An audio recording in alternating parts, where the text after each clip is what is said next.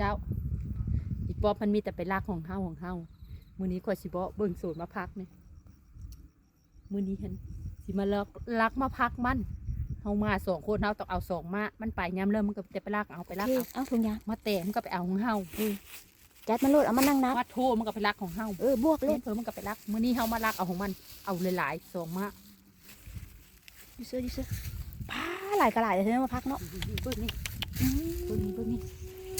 มีเยาวผืนเลยพี่น้องมึงได้พี่น้องนี่มาพักนี่มาพักหลายดิ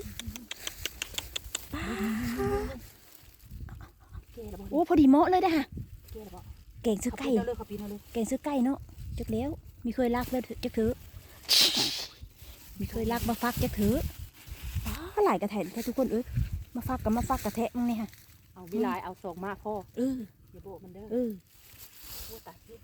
ดึงเอารถบ่เนาะคือมันสิครับกระยามันพี่เปาได้แล้ว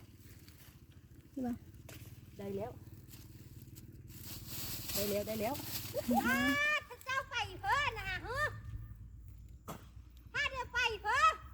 มาล้อสวนมาพักตูมายางล้อสวนมาพักก็ซื้อตูไม่ได้เฮ็ดเผอ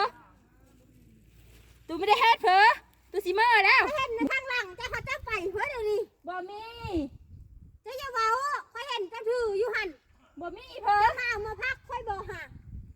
มีแม่นเจ้ามาเบิ่งดูเจ้าเสือบนทางหลังเจ้าหั่นอีกข้างนึงหั่นจิตายบ่กูมาเอามาพักกันนี่ก็ได้วันมึงคันใดค่อยเว้าค่อยสิเฮาแม่ค้ามาเอาอยู่เจ้ามาเอาค่อยเฮ็ดเพิ่นค่อยไว้ขายแต่กระจ้าโหมกว่าบัดโหมึงคันใดไปลากเขาแต่งกูคันใดกูยังไม่ได้ว้าเผอจนว่าเอามาตามชูกูกินโหมันโคงโหมึงหะอย่าเว้าอันนี้ละของซื้อของขายของเจ้าละกินฟรีก็ได้สิเป็นเพ้อของกูก็ถือขายคือกันโหมึงหะไปลากเอา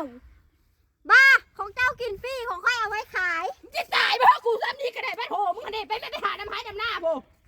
รักแร้ต้องมาตายไปจังเห็นกูนี่ฮะไปแม่ค่อยสิไปอยู่ไปก็พาไปกูยางมาเอาซ้ำนี่ก็หายกูโพดเลยว่ะมันมึงเนี่ยไปลากของกูทั้งมาแตกมาโทษโพดละอีหาแต่ดักจนปรับไตบ่ายมันนี่